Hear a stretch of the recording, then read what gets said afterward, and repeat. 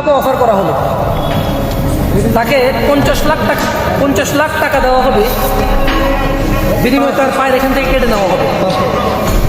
রাজি আছো কেউ? আরে কি বল, একটা এক পা দিত আরেক পা দিয়ে আমরা হাঁটতে পারবো?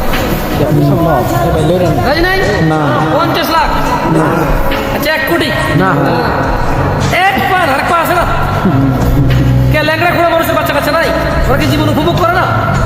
করে, আল্লাহ সবাইকে দিচ্ছে, সবাই জীবন উপভোগ করে, ঠিক না? 50 লাখ টাকার বিনিময়ে পা দিতে পারবো না।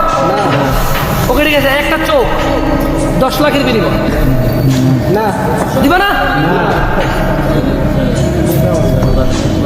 তার মানে বুঝা গেল তোমার হিসেবে 10 লাখ টাকা দেওয়ার চোখ আছে দুটা, তোমার কাছে কত হইলো? 20 লাখ তোমার হিসেবে। 50 লাখের পা আছে কয়টা? 1 কোটি। 1 কোটি এগুলো তো তারপরে রিপ্লেস করা যায়। যেন পায়ের বদলে তুমি প্লাস্টিকের পা লাগাইতে পারবা, লোহার পা লাগাইতে পারবা। কিন্তু আমাদের শরীরে এমন অনেক কিছু আছে যেটার রিপ্লেসমেন্ট নাই, যেমন হার্ট, হৃদয়, যেমন অনেক নার্ভ আছে, মস্তিষ্ক আছে, এগুলো কোনো রিপ্লেসমেন্ট নাই। কি নাই? যেমন দেখো একটা লোক যদি কোমায় চলে যায়, বলাটা কোমায় চলে যায়, ওই যে প্যারালাইজড হয়ে যায়, ওর কিন্তু আর ঠিক হয় না, জানো? এমন না যে কোনো সুস্থ মানুষের বডির কোনো একটা রগ, কোনো একটা রক্ত, কোনো একটা পার্টস নিয়ে এসে ট্রান্সফার করে দিলে ঠিক হয়ে যায়, এরকম তো হয় না, বুঝছে? যারা প্যারালাইজড হওয়ার পরে ঠিক হয়েছে ওরা কারা? যাদেরকে থেরাপি দিছে আর চিকিৎসা করছে, একটু এক্সারসাইজ করেছে, তারা হয়তো ঠিক আছে। তাহলে তোমার হিসেবে তোমার কাছে পা আছে কয় টাকা দামে? 1 কোটি। এটা তোমার হিসেবে।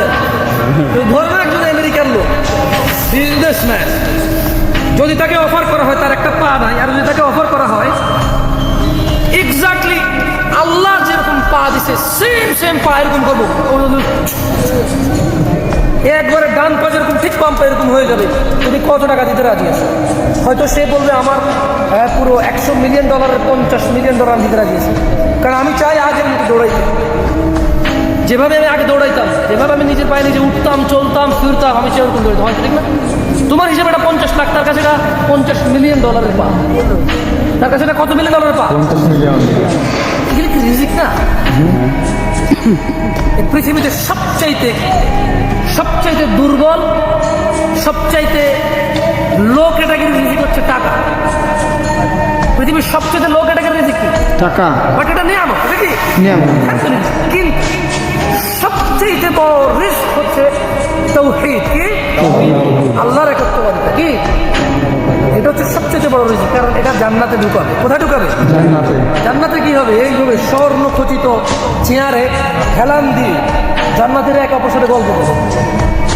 সেগুন কাঠ না রে ভাই, স্বর্ণ খচিত আসন। কি আসন? জান্নাতীরা হেলান দিয়ে কি করবে? আড্ডা দিবে।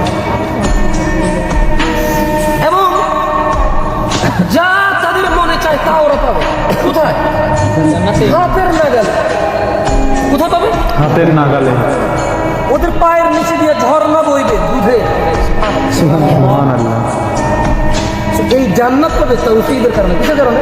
তাওহীদের কারণে। এই জন্য পৃথিবীর সবচেয়ে বড় নিয়ামত কি? তাওহীদ।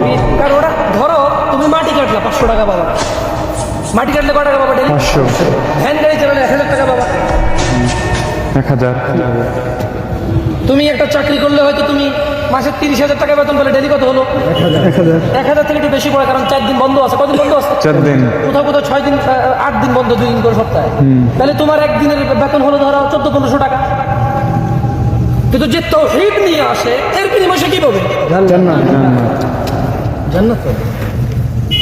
এই এক প্রান্ত থেকে, মানে জান্নাতের, ধরো এই জান্নাত, এখান থেকে এখান পর্যন্ত আসতে 100 বছরের পথ।